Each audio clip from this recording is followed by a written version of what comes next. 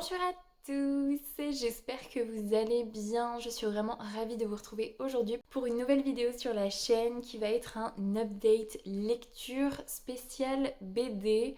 Et à partir de maintenant, je vais essayer de faire un update BD sur 2 mois. Donc aujourd'hui, ce sera pour mes lectures du mois de juin et du mois de juillet 2026 parce que j'ai tellement de vidéos à poster que en fait le mois n'est pas assez long pour pouvoir poster toutes les vidéos que je veux. Donc je suis obligée de trouver des subterfuges pour essayer de faire 2 vidéos en une. Et les BD, mine de rien, ça va quand même assez vite parce que sur une BD de 32 pages par exemple, je vais pas rentrer dans les détails plus. Souvent je vous donne juste mon avis très succinctement, un petit peu d'histoire et puis voilà, on passe à autre chose. Donc 8 BD sur un update, c'est faisable. Donc on va essayer de partir comme ça pour pouvoir essayer de caser toutes mes vidéos. Ce n'est jamais arrivé sur l'histoire de ma chaîne. Je galère tout le temps à trouver des vidéos. Je me creuse la tête quand j'ai pas d'idée, à chercher des tags. Et ben là, je peux vous dire que... Mais bon, trop bien. Franchement, je suis trop contente. Bref, on ne perd pas de temps et on commence tout de suite. Je me munis de mon carnet parce que pour les lectures du mois de juin, je n'ai plus les BD en ma possession puisque j'emprunte toutes les BD que je lis quasiment à la médiathèque et du coup on les a déjà rendues depuis le temps. Par contre, j'ai encore toutes les BD du mois de juillet qu'on rendra tout à l'heure puisqu'on va sur Angoulême, donc ce sera l'occasion de faire vider un petit peu toute la pile de BD qu'on avait empruntée. Bref, du coup, qu'est-ce que j'ai lu? Ah oui, c'est vrai. Début juin, j'ai décidé de tester une BD que j'avais vue absolument partout. Je n'arrivais pas à trouver le premier volume en médiathèque et finalement mon chéri l'a trouvé. Il m'a emprunté le volume 1 et le volume 2 et en fait à la fin de la lecture, pendant la lecture du volume 1, je me suis dit je ne lirai pas le volume 2. Du coup, j'ai commencé le mois de juin avec la boîte à musique de Carbone et JG. Donc c'est Bienvenue à Pandorien et j'ai pas aimé. Voilà, je n'ai pas accroché à l'histoire, j'ai pas tant accroché que ça au graphisme, j'ai pas tout compris, j'en ai pas beaucoup de souvenirs du coup parce que c'était il y a un mois et demi, on va dire, que je l'ai lu et vraiment ça m'a pas convaincue du tout. En gros, on a une petite fille qui vit toute seule avec son père puisque de ce qu'on comprend, sa mère est décédée, j'imagine. Et en fait, elle va avoir une boîte à musique à son anniversaire. Et cette boîte à musique lui permet de passer dans le monde de Pandorien, où elle va rencontrer des petites créatures qui ressemblent un peu à des gnomes, on pourrait dire. Il se trouve que la petite gnome qu'elle va rencontrer, sa maman est malade, donc elle va essayer de venir la soigner. Et voilà, globalement, c'est à peu près ça le résumé. Voilà, comme je vous dis, je vais pas m'étaler en long, en large et en travers puisque j'ai pas aimé. Voilà, ce n'est pas fait pour moi. En tout cas, cette BD n'est pas faite pour moi. Voilà, et je l'ai lu du coup sur 2 ou 3 soirs avec ma petite chérie avant de s'endormir et j'ai pas eu l'impression qu'elle surkiffait plus que ça. Donc voilà, je sais qu'elle a fait beaucoup parler d'elle parce que c'est justement pour ça que j'ai eu envie de découvrir, mais...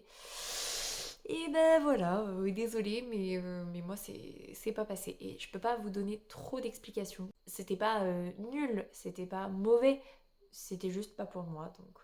Donc bref, on passe à la suite. Je vais faire un package sur les 2 prochaines BD puisque c'est le volume 4 et le volume 5 de Sorceline de Sylvia Douillet et Paola Antista. Donc le tome 4 déjà, c'est Rêve et Cauchemar. Alors, je vous avais dit que le tome 3 de Sorceline, j'avais trouvé qu'elle était très antipathique, tout ça, mais à la fin du tome 3, il arrive quelque chose à Sorceline qui fait que dans le tome 4, elle est finalement très peu présente.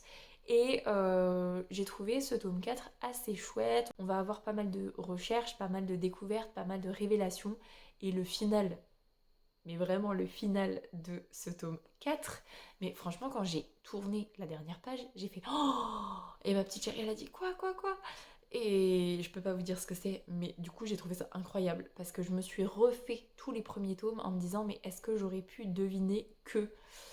Incroyable. Et du coup c'est dans le tome 4 je crois, ou dans le tome 3, je ne sais plus, qu'on a le personnage de Charlie qui se rajoute, que j'aime beaucoup. Le personnage de Charlie, ça ramène pas mal de fraîcheur et il n'est pas capable de voir les créatures fantastiques, ce qui fait que c'est très compliqué puisque, je vous rappelle, hein, Sorceline, ce sont des jeunes qui viennent sur une île pour devenir en gros soigneurs pour créatures fantastiques. Donc le fait que Charlie ne puisse pas les voir, c'est quand même assez drôle. Voilà, j'ai beaucoup aimé le tome 4 et du coup le tome 5, ça finit l'arc, je crois, de Sorceline, en tout cas le premier arc, le premier cycle, on pourrait dire. J'ai passé un bon moment de lecture. Oui, c'est bon, je me souviens comment ça finit. Et, euh, et vraiment, voilà, j'ai passé un bon moment. Sorceline est beaucoup plus présente. Elle va découvrir aussi plein de choses sur ses origines. Du coup, le volume 5, c'est Le Seigneur de Vorn. Et donc, on en apprend énormément sur Vorn, justement. Qui c'est, pourquoi, comment, tout ça, tout ça. Et j'ai trouvé ça vraiment très chouette. Il y a toutes les petites choses qui étaient un petit peu sans réponse qui vont trouver réponse justement et l'arc principal du coup est terminé mais il y a le deuxième arc qui est lancé parce que bah il y a une nouvelle découverte à faire donc voilà. Il y a juste un des personnages que j'aimais beaucoup, qui est un peu décevant, non pas parce que ce personnage prend des mauvaises décisions, mais parce que sa condition fait que il est obligé de tourner comme ça. Et j'étais un tout petit peu triste par rapport à ce personnage, mais sinon j'ai passé un très bon moment de lecture. Les graphismes c'est toujours au top, les créatures toujours au top. Et comme je vous dis, à la fin du volume 4, j'avais trop envie de savoir la suite parce que le final était juste dingue. J'ai terminé le mois de juin avec le tome 4 de La Rose écarlate de Patricia Lefong, donc c'est J'irai voir Venise. On est toujours sur la poursuite de l'assassin du père de Maud. On essaye de retrouver le carnet qui a été dérobé à Maud. J'ai passé un agréable moment. Est-ce qu'on pourrait dire que Maud est moins agaçante dans ce tome 4? Peut-être un peu, mais je sens que je commence à arriver au bout. Je vais essayer quand même de m'accrocher et de poursuivre, mais c'est vrai que finalement, autant dans les lectures que j'ai faites au mois de juillet, il y a le côté nostalgique et c'est encore une fois trop bien, autant là, il y a le côté nostalgique, mais je sens que j'arrive au bout et donc c'était peut-être ça qui m'avait fait arrêter en fait à l'époque. Donc voilà, les graphismes c'est toujours très chouette, mais je sens que je suis moins hypée par La Rose écarlate, donc peut-être que c'est un des derniers tomes. J'essayerai peut-être encore le 5, histoire de dire c'est des BD, ça va vite à lire. Mais on est sur une pente plutôt glissante et glissante bah, du coup vers le bas. Donc voilà. On passe maintenant aux lectures du mois de juillet et franchement j'ai fait que des trop bonnes lectures au mois de juillet et j'ai commencé avec le tome 2 de Phobos, donc c'est La règle du jeu de Victor Dixon et Eduardo Francisco aux éditions Glénat, donc je l'ai encore en ma possession, on ira le rendre tout à l'heure. Même chose que pour le tome 1, du coup c'est une adaptation en BD du roman de Victor Dixon, série que j'avais adoré et là j'ai trouvé ça encore une fois génial. Pour les mêmes raisons que en fait le tome 1, retrouver l'univers, retrouver les personnages, avoir vraiment cette alternance entre Atlas et ce qui se passe en speed dating dans l'espace. J'ai adoré le final parce que je m'en souvenais plus. Quand Léo va découvrir ce qui se trame chez Atlas, je me souvenais plus du tout de comment ça explosait et la décision qu'elle allait prendre. Et bah, j'ai été trop contente de redécouvrir ça. Franchement, pépite, j'ai adoré, j'ai trop hâte de lire le tome 3. Je pense que quand on ira rendre la BD, j'essaierai de voir s'il n'y a pas le tome 3. D'ailleurs, est-ce que le tome 3 est sorti ou est-ce que... Non mais en tout cas, n'hésitez pas si vous voulez découvrir ou redécouvrir Phobos, trop bien. Ensuite, pour le côté assez nostalgique et ça faisait des mois que je voulais emprunter la suite et à chaque fois il n'était pas disponible, j'ai lu le tome 3 de Lou, donc Le cimetière des autobus de Julien Nil, aux éditions Glénat également. J'ai adoré. Pour le côté nostalgique, on suit toujours Lou avec sa mère, avec Richard. Avec son petit chat qui est un peu dépressive dans celui-là d'ailleurs, ça se voit au niveau de la couverture, elle est un peu pensive, elle est un peu... Il y a beaucoup de choses qui se jouent, il y a beaucoup de choses qui changent, il y a l'adolescence qui commence à poindre le bout de son nez et tous ces petits sujets-là, le côté de la déprime, du temps qui passe, j'ai trouvé ça super chouette. Et encore une fois, pépite en fait, parce que c'est quand même drôle aussi, la maman de Lou, mais aussi la maman de Lou. C'est assez drôle quand même. Et voilà, au niveau du graphisme là par contre, j'adhère totalement. Donc trop cool, franchement trop cool. Je suis trop contente d'avoir redécouvert Lou cette année, ou je crois que j'ai commencé l'année dernière.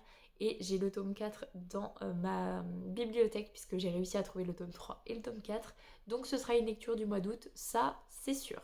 Ensuite, deux soirs avec ma petite chérie, on a découvert le tome 8 de Enola et les animaux extraordinaires. Donc c'est Le serpent à plumes aux éditions de la Gouttière. Donc là, on va suivre une nouvelle aventure d'Enola qui est appelée parce qu'il y a un serpent à plumes, donc un Quetzalcoatl, qui est malade. Et finalement, en fait, elle va découvrir que c'est bien plus que cela. Dans cette BD, il y a énormément de serpents. Je vais essayer de vous montrer un peu les designs.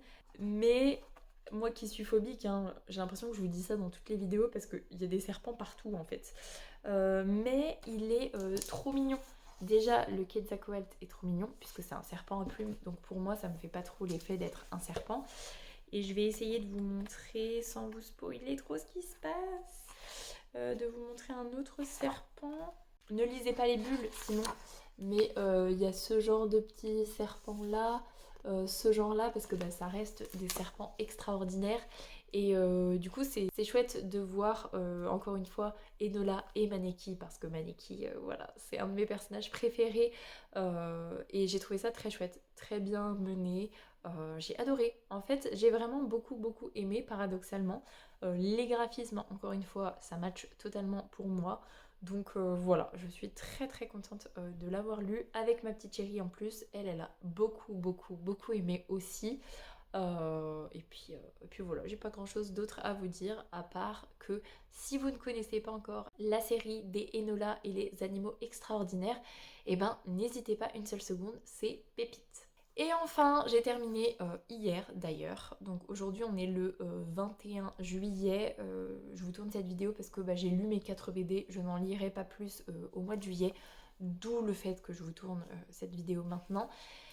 J'ai lu le tome 5 de La quête des vilaines, donc c'est Al Paul, c'est le tome 5 et c'est de Lilian et Laurence Baldetti d'après le roman de Pierre Bottero. J'ai adoré ma lecture, c'était trop bien, encore une fois, retrouver l'univers, les personnages, les graphismes, c'est pas au même point que Enola et Lou, mais c'est quand même des graphismes qui me plaisent énormément. On est sur ce genre d'illustration et moi ça match de fou. Je vais essayer de vous montrer parce que c'est au début donc ça peut peut-être passer, mais on est sur ce genre de créature quoi, donc vraiment voilà, moi j'adore.